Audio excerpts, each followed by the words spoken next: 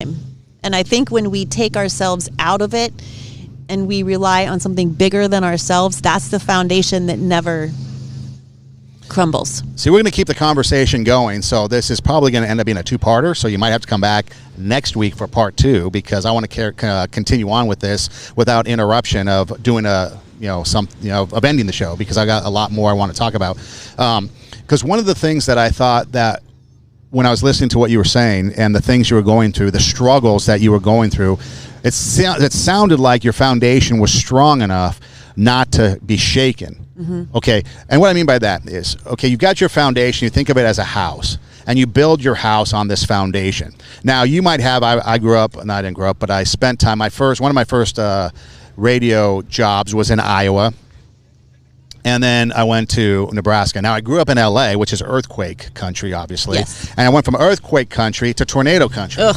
Okay, and then from tornado country, it was also hailstorms and all kinds of stuff. I'll take the earthquakes. Yeah, and so I've never lived in hurricane territory, but so natural disasters are a part of, everywhere I've been.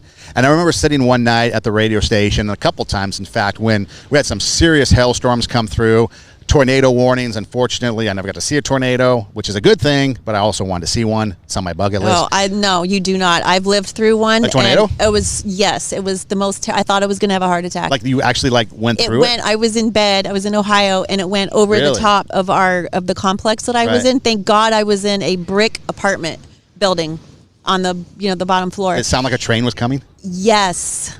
Horribly, like right through the window, and everything was rattling, and the lightning was like, how it like out here like lightnings. Right, yeah. I know what. And then you count, yeah. And it's like 1, 1,000, 2, 1,000, 3, 1,000. Right. This storm was so intense. It was like a strobe light. Wow. For like 20 minutes, it was like a strobe light. I kid you not. It did not stop. It was like, shh, and I was just like, oh my gosh, I'm so scared.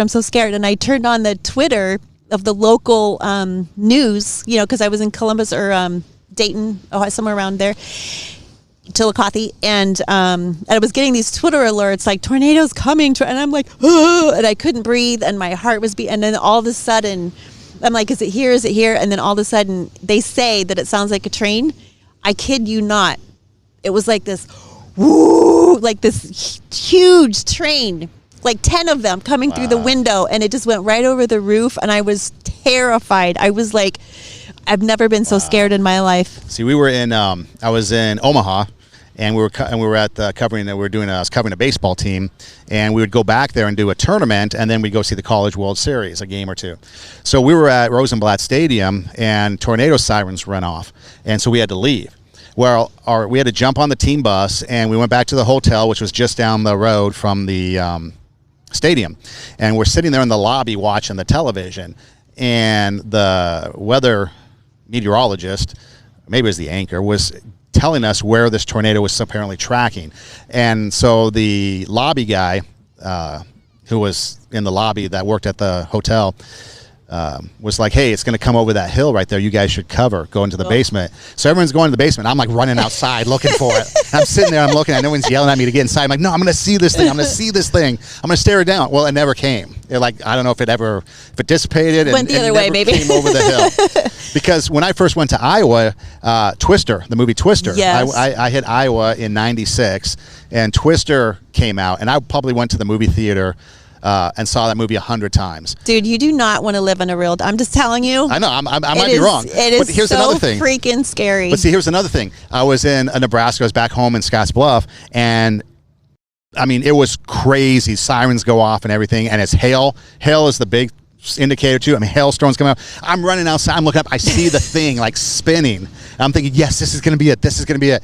And then it just hailed a lot. And you got hailed on. Yeah, I got hailed on, and it never went away. But the scary thing was the hail was like hidden, and they were pretty big. And I'm like, dude, I'm gonna get knocked out. Yeah. They're like baseballs. Yeah, some you of have to them. be careful. But the point of all that is, with the foundation, there are many houses that maybe would have structural damage. Right.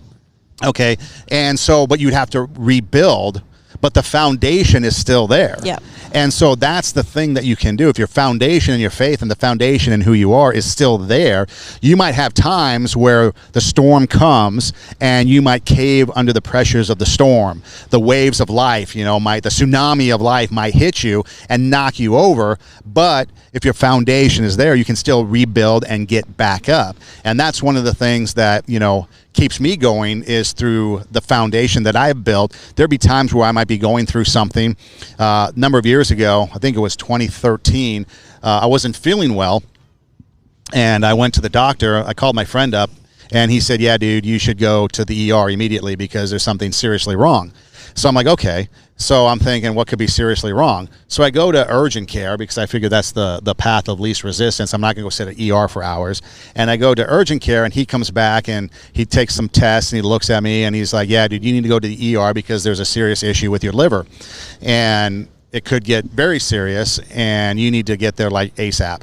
And I'm like, okay. And that's kind of when the room started to spin a little, and then you think you're going to pass out, but I held it together. And I'm thinking, okay, I guess I got to go to the ER. And it was interesting because the guy looked at my eyes, and they were yellow. I was jaundiced, basically. I guess I looked like a Crayola.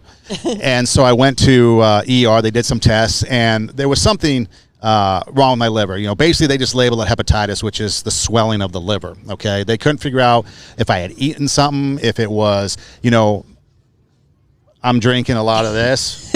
And at the time I drank a lot more, and my diet was really bad, and everything was horrible. And so I thought, well, maybe it was something, just a bad toxicity. Like liver poisoning or something. They didn't know, but it was pretty serious because my, the levels that they measure, your ALT, AST, were off the charts, And so they were like, okay, you need to, we need to monitor this.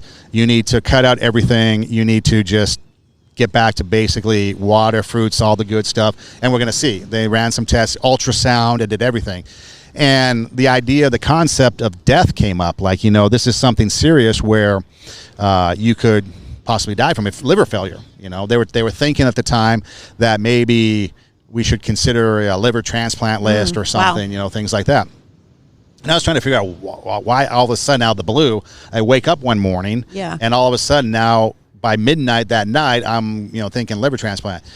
Fortunately, as I'm still sitting here, it was Thanksgiving of 2013 when I got the call from the doctor that the levels started to decrease, where it took them off the panic list. And this was like about 2-3 weeks. Every time they take blood tests, the levels kept going up and up and up. Wow. And the guy's like, yeah, this is getting serious. This is more serious. They tried to put me on some meds, but you can't do that because everything goes through your liver. Everything you touch, everything you drink, everything you eat, everything you breathe, everything goes through your liver. And so, and I wasn't a big beer drinker back then or anything like that, so they really weren't sure what was causing it. They thought it could just been a virus or something. They don't know. And to this day, I still really don't know what caused it. But that whole time, the one thing that kind of kept me going was, my foundation and faith that whatever happens, it's going to be okay, because the continuum doesn't end at death. Right. Death only begins the next life. And so, no one wants to die. No one wants to sit there and go through these things and struggle. But the foundations of my faith never wavered when this was coming at me, because I was grounded in what I believed. Right. Now, what it does do, which is probably even worse, is it makes you rely on your faith and do faithful things, like in this case, prayer more, and things like that, when we should be doing anyway. So it's kind of like the security net. It's like a wake-up call. Yeah, but it's like the security net. Oftentimes we'll sit there, and me too, your faith or what you believe in is a security net. So you're strolling through life and everything is going good. You have no cares. And we're like, right now, we're sitting at the beach and it's like perfect right now. So beautiful. Earlier, we had the wind blowing. We had things flying. We had, kites coming at us. We had the umbrella flying. Yeah, check out last week's episode it was 2 weeks ago. And now it's like perfect. And so this is like perfect life where we don't need a security net. But I would imagine at any moment, since we're at the beach, the wind could kick back up again. And then things go flying again. And then we go, oh, faith, safety net, save me, save me. When in actuality, it should be the opposite. It should be, we should be living our faith and not having it as a safety net, and then realizing that, okay, whatever it is I go through, my belief is going to carry me through this regardless of the outcome, because this is what I'm grounded in. This is what I believe. And unfortunately, too many people, they get wavered in their faith because it might not be grounded in a foundation. And it could be anything, it could be anything that you have a belief in.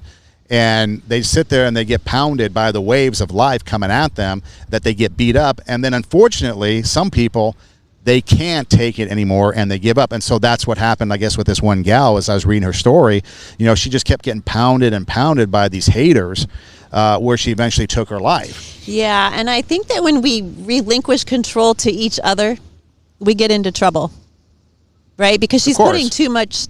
She sounds like she was putting an awful lot of stock in what other people thought of her. I believe so, yeah. And that's not the most important voice. Like when we have something that's bigger than ourselves, that can give us an identity and give us, who we are. There's a lot of people that say that they lose their faith or that they don't believe in it because it doesn't work.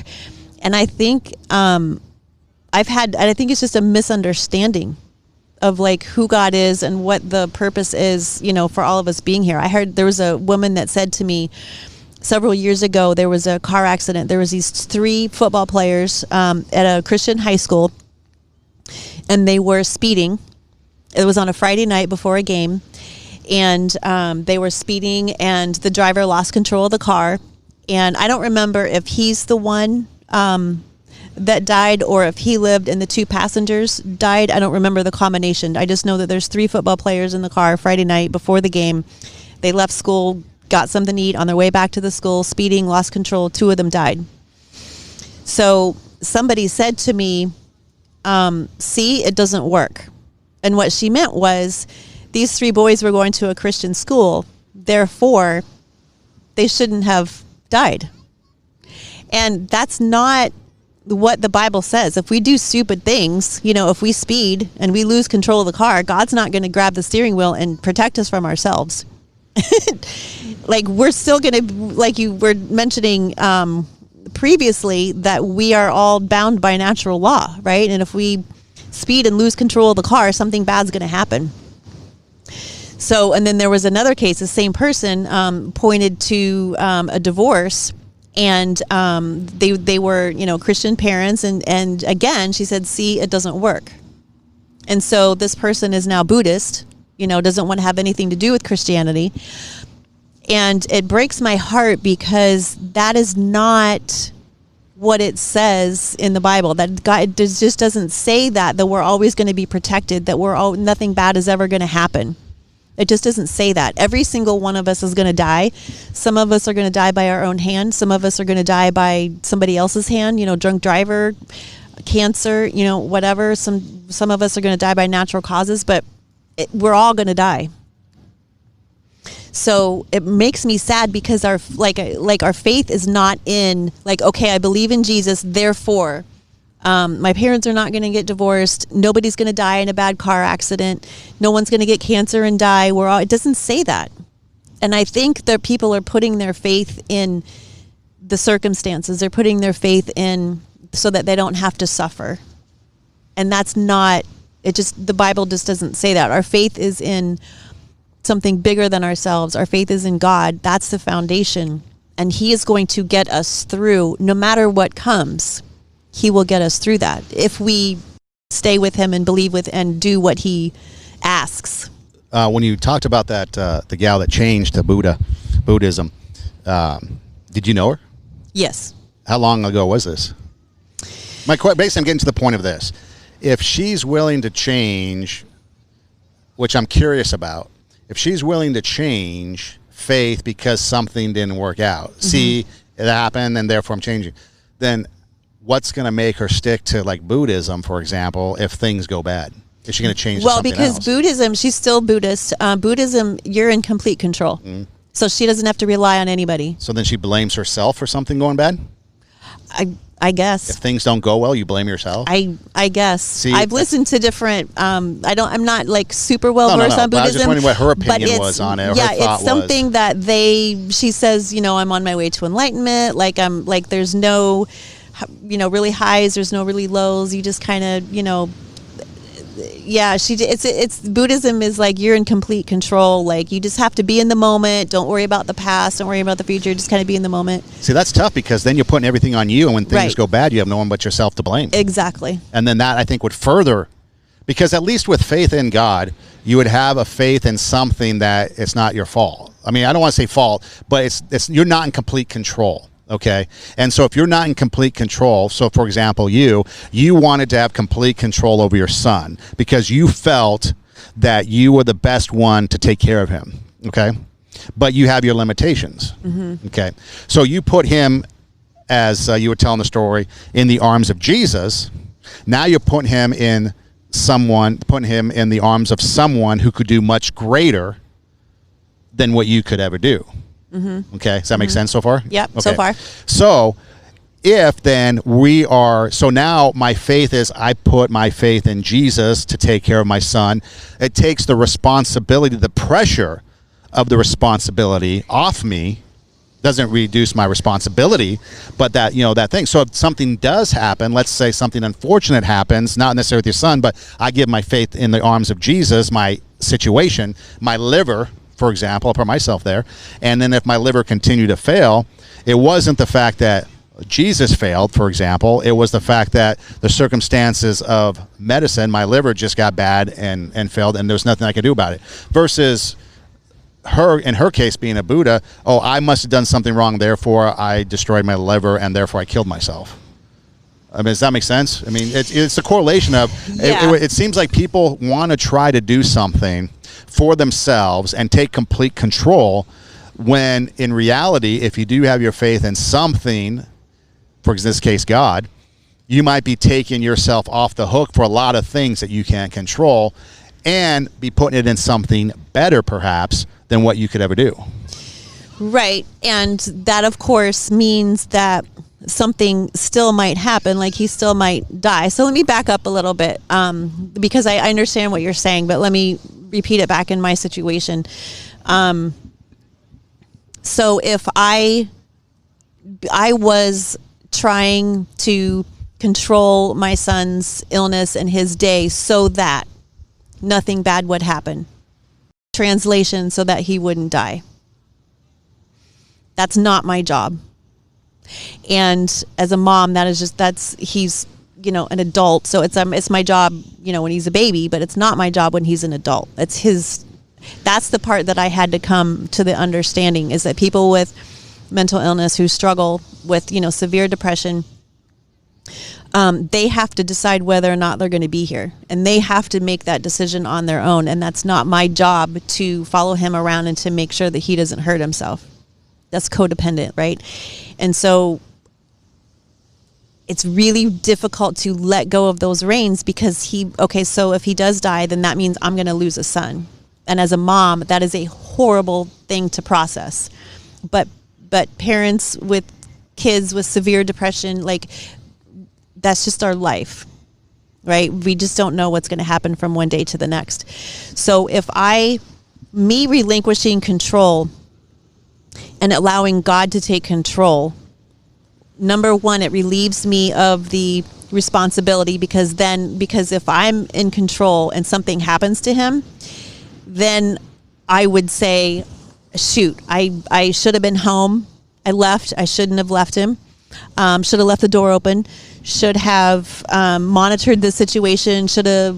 I'm just making things up. Should have looked at his phone. Should have talked to his friend. Should have, woulda, shoulda, coulda, right? I would have been shitting all over myself. So you're right. If I'm in complete control and I'm trying to have control to keep anything bad from happening, then when it happens, I would think that it was my fault. If I put that in Jesus, if I say, okay, Lord, I'm going to give you my son and I'm going to let you take over. I'm going to step out of this.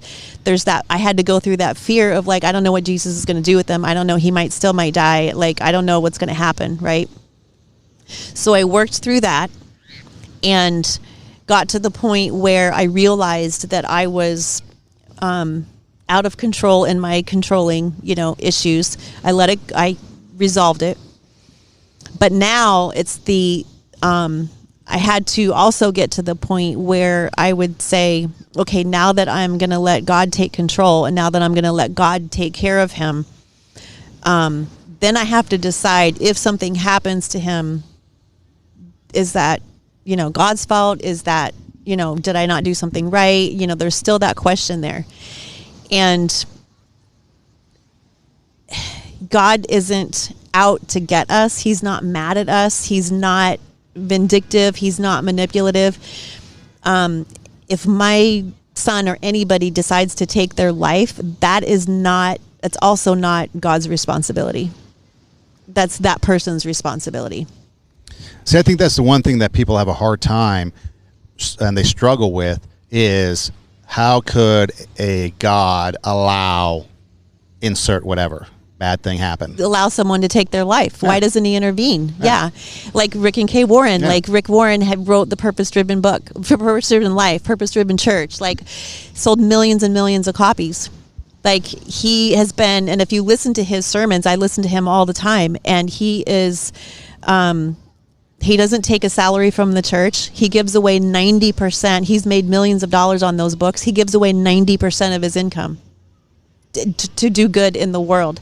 And he's doing really good things for the mental health community right now. And you would think that a person that faithful and that much of a servant, why would God take their son? Like, wouldn't they be rewarded for all of their faithfulness and everything that they're doing? I mean, my goodness, he wrote the Purpose-Driven Life. Like, why his son?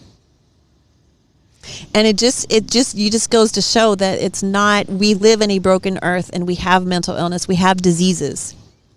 And there are chemical things going on in our bodies that sometimes require medication. And sometimes you just can't get the right combination. Sometimes you just can't, like, that's just our broken earth. And so their son took his life, and that wasn't, we can't blame that on God, because that's not God's will for us. He doesn't want us to take our life. Their son made a choice. And the people that commit suicide make a choice. They decide.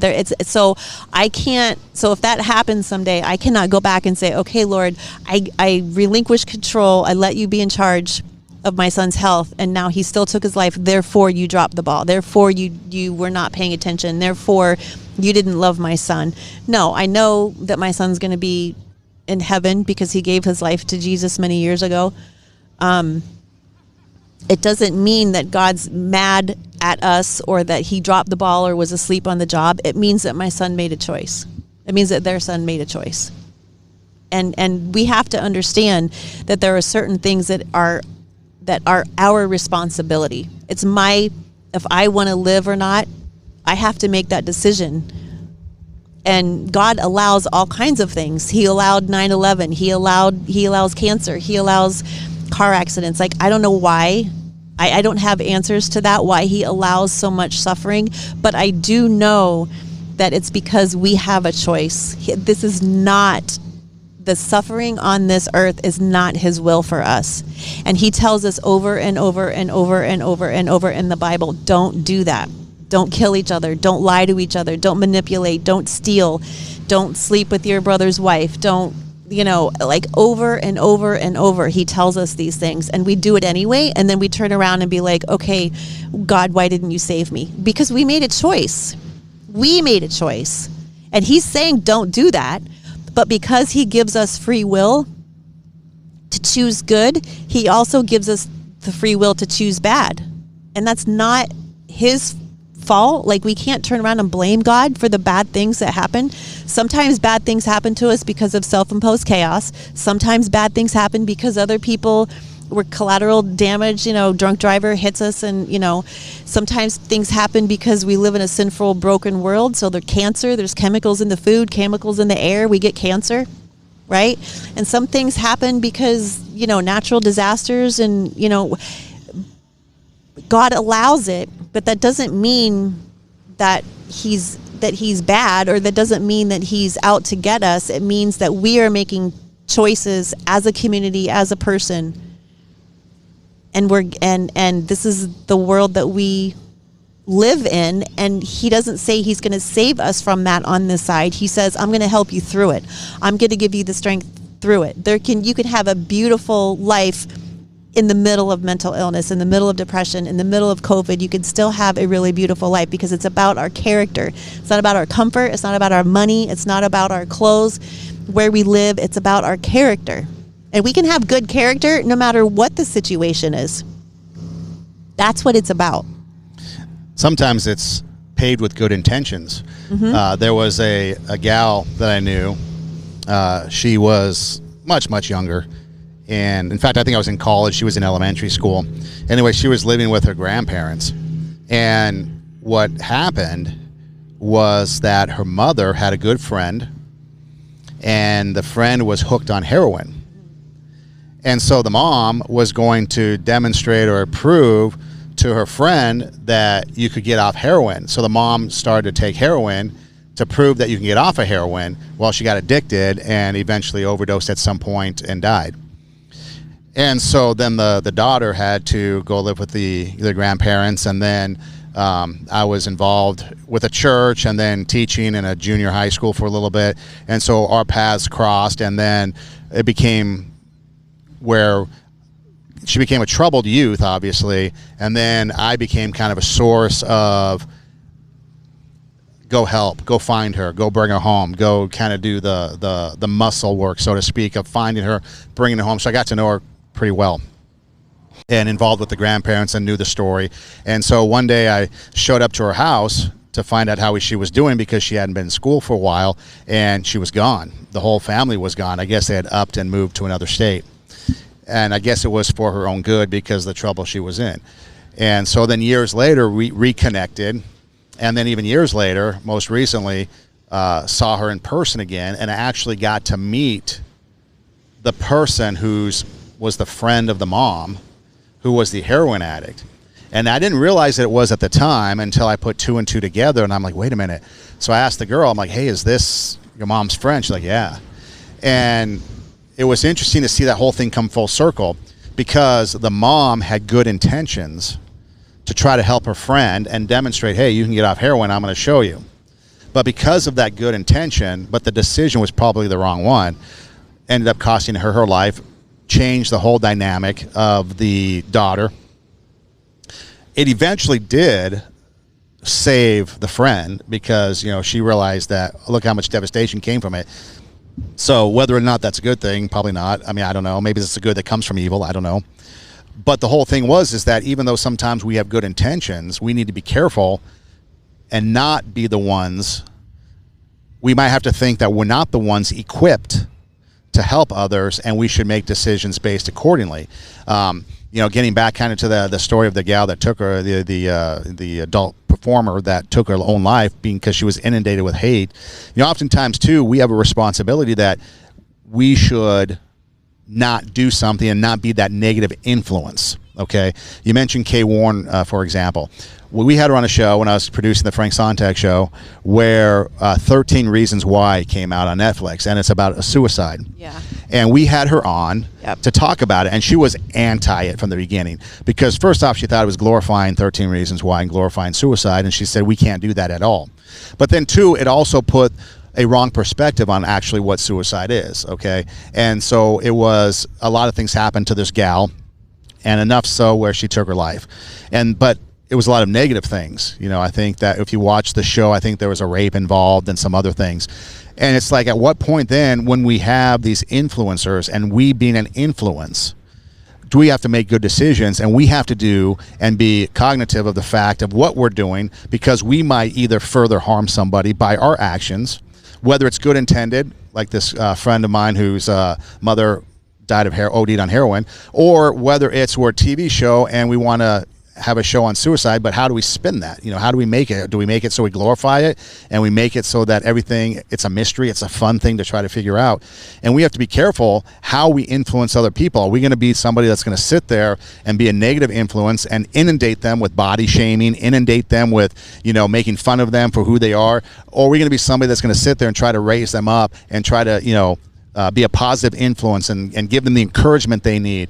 with the realistic expectation of, you know what you're doing, you probably shouldn't be doing, but this is a healthy way to try to get you out of it, you know. So instead of getting on heroin and showing it, maybe trying to reach other way, use other methods to get her off of heroin. Instead of just glorifying suicide through a Netflix show, maybe there's another way to bring it out, you know. And Kay, you know, at the time, she really wasn't doing a whole lot of interviews on it because, you know, it's such a hard subject to talk about your kid dying, you know, taking your own life. But she was so passionate about the fact that, you know what, this is something that we don't look at seriously, that we sometimes just, oh, it's a problem and it's someone else's problem, and we don't do anything about it. But yet here you're sitting here with and I've met your son. He's a cool kid. Stole my drink one time. Did he? He did. That's okay. No, but out of the refrigerator. Yes. No, but he's like, "Woo! How did that come in the refrigerator? Go." We were over one time, and I had 2 monsters in the fridge, and one for now, one for later. When I went back for later, it was gone. But that's okay. That's not a big deal at all, because apparently he is not. He doesn't get them often, and so I would do the same thing. Right. He's like, "Woo!" Yes, I would take it too. No, but so I met your son, cool kid. Now I don't have to live. And I don't think twice about the fact that you were saying that you might live day to day with the fact that he could take his own life. I don't live with that because I don't experience that. But that's something that you go through, and I don't think people really understand that unless you're in that situation.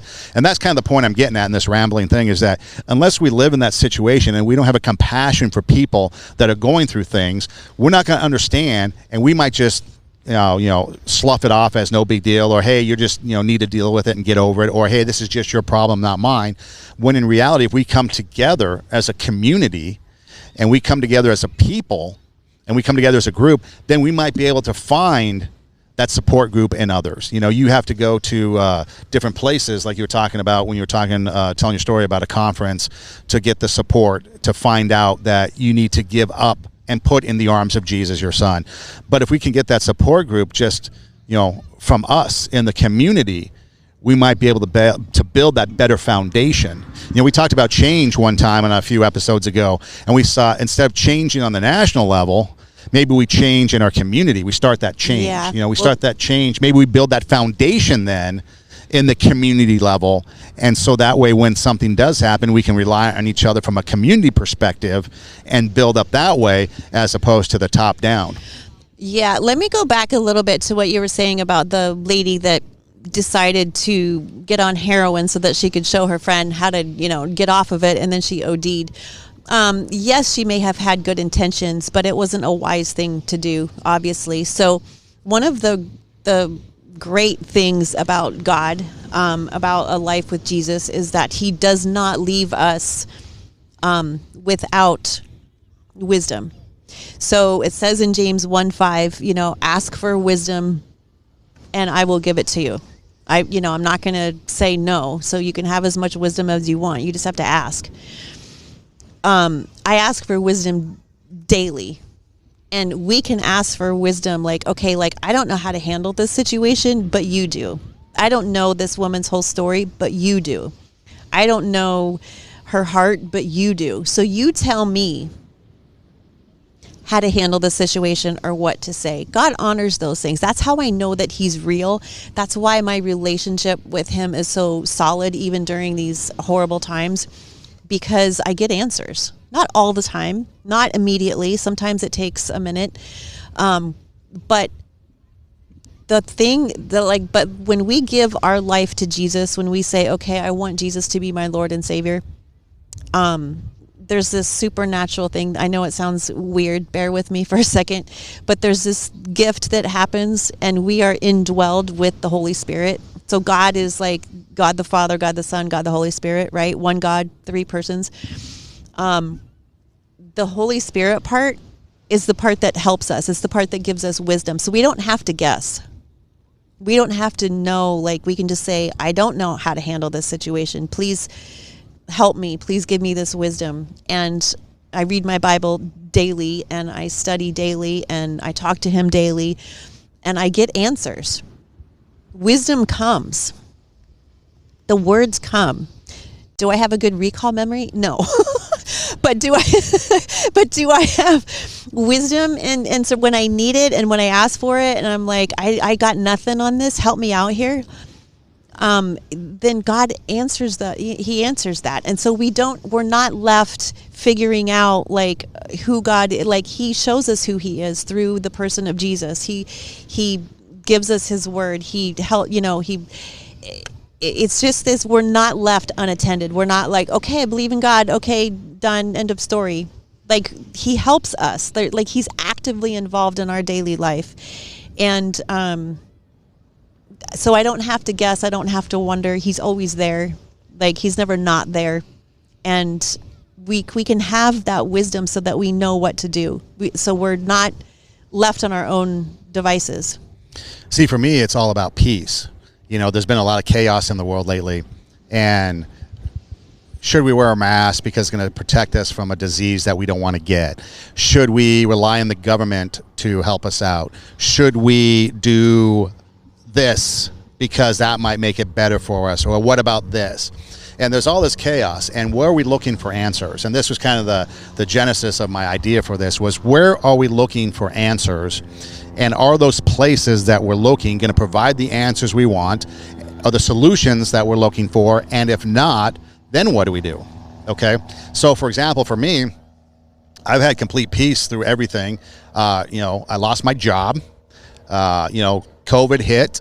I've got elderly parents who I guess are susceptible. They're in that, range. And so there's all these things. And so, yes, my actions have been to use wisdom and to make sure that I just take care of business, basically. But I've always been at peace with something because I know something's coming up. I know it's going to be taken care of. I don't have to worry about it. And that's why my point was, if we, like for your friend that became a Buddhist, if it's all about her and she is responsible for everything, I don't think I could live with that responsibility and pressure. Because how am I going to find a job in this day and age when I think it's getting better, I think I heard. But at the time when everybody was losing their job, how am I going to do that? I put out the applications and everything, but if I'm relying on me, and I still haven't had one, I'm kind of getting closer, but it's like I'm the failure. But no, I know there's something out there because I have faith that something's going to be out there, and I'm at peace that something's going to come. It's just going to come at the right time. Are we going to survive this? What happens if we get sick? Well, these are all questions that are relevant and are legitimate, and for some people can be really scary, and we need to take it serious. But are we putting our faith in something that isn't going to give us the answers? And then what do we do? And for me, the peace aspect came because it's like I don't have to worry about what's going to come, because I know eventually where I need to be in life and what's going to happen is going to take place, and I can have a peace that I'm going to be okay. I still have to do my diligence. I still have to do my part. I would imagine, much like you can't sit on the couch and just expect God to do something for you. If you're out of work, you can't just sit on the couch, eat bonbons, and watch TV. No, he's not just going to say, here's your job. No. Is going to come. You have to do due diligence. You can't just sit back and let your son do whatever and you not worry about anything, because you have to, as a mom, even though he's an adult child, do due diligence as a mother. Right. Like you said, monitor the medication, go to the doctor appointments, maybe do all that. But the end result is you're not the one that's either going to make or break it, because you have then now put your son in Jesus' hands and now rely on him to be the ultimate caretaker. Right. You still do due diligence. And so that's the one thing I guess I get to the point is that whatever it is that you have faith in, whatever it is that you're believing, whether it's a belief in God, whether it's a belief in something else, maybe Buddha, maybe it's something else, Mother Nature, or Mother Earth, maybe not Mother Nature, I don't know.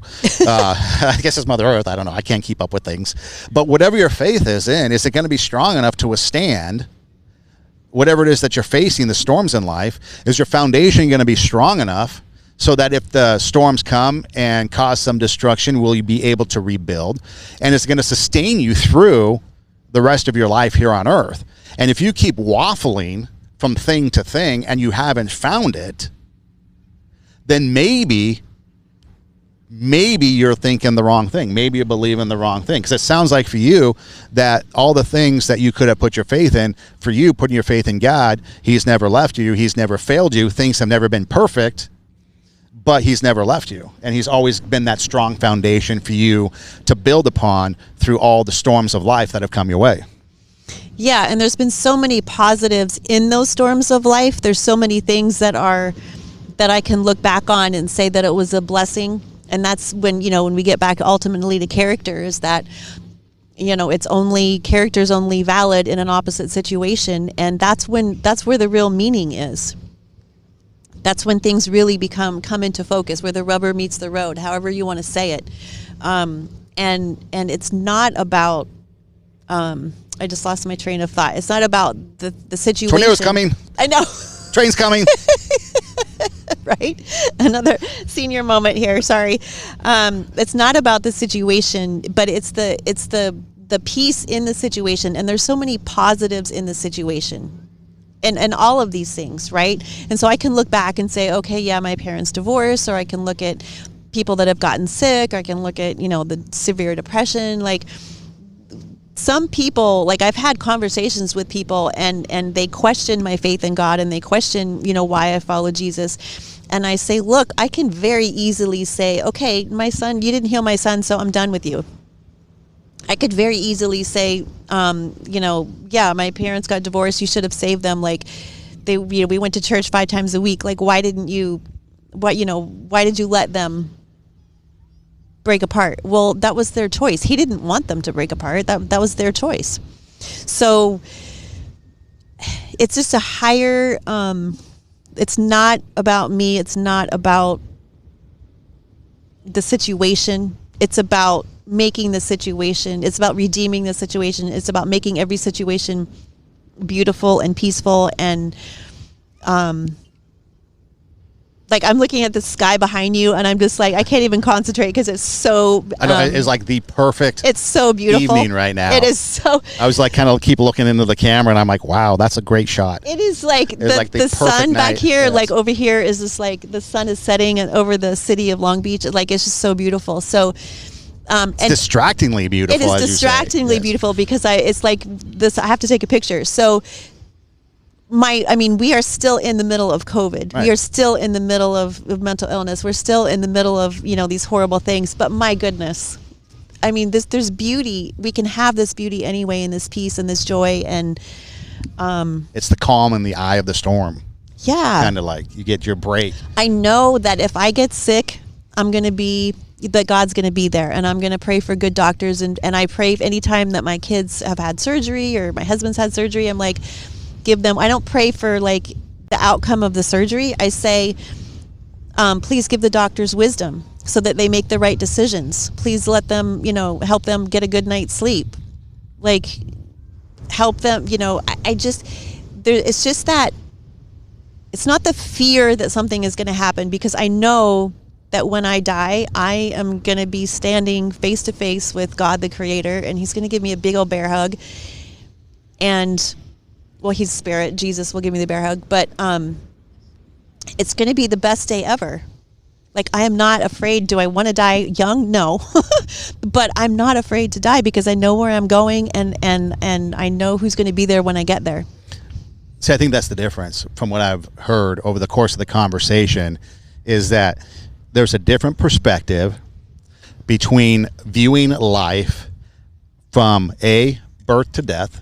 What are we going to do within there? And at death, that defines whatever we've done in life. At death defines us, who we were. Versus, okay, death doesn't end life. It's just the next stage. Entrance into eternity. It's the next stage, yeah. And so what we do here on earth is what we do here on earth. But then when we die, it will have meaning in eternity. Yes. And everything is this is not all for naught. This is not all in vain. Whatever happens here is going to be rewarded and redeemed in heaven. But death isn't the final chapter. No. You keep talking. I'm just going to take a picture of you, because by the time we're done with our podcast, it will be gone. So keep talking. But so anyways, like I said, so we came out here and we've been doing our Podcation. We wanted to get on the road, and we wanted to do a lot of things that we weren't able to do when it came to COVID because things were closed down. But one of the things we wanted to do was get to the beach. And so we've been out here, we've been doing our podcast, and I think that this is a perfect metaphor, the way the day has turned out, because oftentimes in life there's going to be a lot of chaos, there's going to be a lot of things that we go through, and there's going to be a lot of things that we don't have control over. But what do we do in those situations? First off, that's going to define our character, is what we do in those situations. And then two, what's going to happen when the storms of life come. It's easy, like we're sitting out here on a picture perfect Southern California night in Long Beach, to sit here, to have conversation, to have a good time. If I had a couple Coronas, I'd even be better. But it's like the perfect evening. Maybe a margarita, I don't know. It's a perfect evening. But earlier, the wind was blowing, things were flying all over the place. There was complete chaos, and it was difficult to get through. But the foundation of wanting to do the podcast, the foundation of wanting to get the show in, kind of kept us going. Yep. And so in life, we have to have that. We have to have that foundation that no matter what, this is what's going to keep us driven. This is what's going to keep us going. We might have to rebuild a few times, but we're going to keep going. We're not going to cave. We're not going to give up. We're not going to just go with whatever to get by, but we're going to make the most of it. And by that, then what is it that we're going to have that faith in that's going to drive us? And that's going to depend on who you are, I guess, and what you believe in. But if it's not working out, if the thing that you believe in isn't satisfying and it's causing you to question, then maybe, just maybe, there's something else out there that's better for you to believe in. And maybe what Tara's saying today might be something to check out. I don't know. That's something for you to decide. Because it sounds like the things that she's gone through in life could have easily been things that have wavered her faith and wanted her to move to something else. Because how could something such as mental illness and getting through all that and yet keeping your faith, maybe there's something to it. That's something for you to decide. But in the end, when it's all said and done, are we going to be somebody who's going to live between birth and death and winner take all at the end? Or are we going to be somebody that's going to look to eternity and be like, well, is there something out there? And maybe question those things. What is after? That's the age-old question. What happens to you when you die? And I know there's many people with many answers, but maybe that's something we need to check into, because maybe there is something better to live for than just this life. Maybe the truth is out there. There is truth. And maybe truth is not doesn't get its value. An absolute truth does not get its value based on a belief in it. It's true in and of itself, regardless what we believe. So gravity is an absolute truth, and it has nothing to do with whether or not we believe in it. It's just there's nothing we can do about it. It's an absolute truth. It's there. Right. Yeah. So, well, the other thing too is that it sounds like that who we are versus what we do versus how we handle things can define us, but doesn't have to. So, for example, if we're in a situation and character is doing the thing opposite of the situation that it should require. So, for example, being kind to someone who's unkind shows the character. If we're kind to somebody who's kind, well, that's easy to do. Okay. Oftentimes, we're not perfect people. So let's say we do something, you mentioned an affair earlier. Does that define who we are? I guess it could, but it doesn't have to necessarily. Or if we're somebody who earlier we talked about in another episode about maybe we're envious or jealous or we want revenge or something like that, and that precious is getting to us. Maybe does that define who we are, and do we let it? Or is it just a trip along the road of life? I guess each person would have to answer that for themselves. And that's the beauty of God, is that he redeems those situations. He can rewrite our story, and we don't have to let those situations define us. Whatever it is that we do, it's a mistake that we made. It's a choice that we made that didn't turn out right. Whatever it is, God can redeem that and can rewrite our story. It doesn't have to define us. I always look at it, I always think of it of like being in an airplane and you're looking at life, from the 10,000 foot level, and there might be a mountain in front of us, but on the other side of that mountain is a whole nother story and a whole nother episode and a whole nother season, right? We're going to get past this COVID and this lockdown and everything else. We're going to get past it. This is a season that we're in right now, and we're going to go, be out on the other side at some point. So we don't have to let these things define us, but the beauty of God is that He brings situations into our lives that can rewrite our story and can redeem us. And so now I can talk about my past. I can talk about things, that I've done and not be ashamed of it anymore, because I'm not embarrassed anymore, because I allowed God to forgive me. I accepted His forgiveness. I forgave myself. And so now I can tell you about it without being ashamed or without being embarrassed. That's the redemption part. Our story doesn't have to define us. We can allow God to write the ultimate story of our life between the dots, between birth and death. I think there's, to a certain extent, an inherency in life giving us second chances. Yes. Life being about second chances. Yes. It's written all over the place where we have second chances. And so if things aren't going well your first time around, maybe the second time around it'll get better. But you're the one that's going to have to determine whether or not that second chance, you're going to take the most of it if you butchered the first chance. I don't know. Yes. We are Two Steps Ahead podcast, live from Long Beach. A two-parter. Hey, so if you just tuned in to the second part and you're like, hey, you guys kind of started differently. Well, we started and we actually did a two-parter, part 1 and part 2. So if you're listening to this one, go back to last week's and you'll get the first part and you'll get the whole context of what we've been talking about. But we were out here on the beach and we were just enjoying it, and we figured, why stop? Let's just run with it, because it was actually a perfect podcation. It was, and it's like a truth. I think you put truth serum in my drink. So go back definitely and listen to the first part. The first part you must is a must. Because it was gold. You got a lot of insight into a lot of things. Again, Long Beach is where we're at today and doing our last couple of episodes because of where we're at. Instagram, check us out on Instagram at Two Steps Ahead Podcast, TWO, Two Steps Ahead Podcast. Now, there's a link in the bio. It's called Linktree. If you click it, then a menu comes up, and there's different things that you can select off that menu. Swag shop if you want to buy merchandise. If you want to listen to the show, there's Pandora, Spotify. I think there's Google Podcasts, maybe iHeartMedia, Apple Podcasts, all there for you to select from, so you can watch us listen to us on your favorite podcast platform. If you want to watch us, YouTube, there's a selection there. And then, of course, on our Two Steps Ahead podcast, you can watch us on IGTV. It's there as well.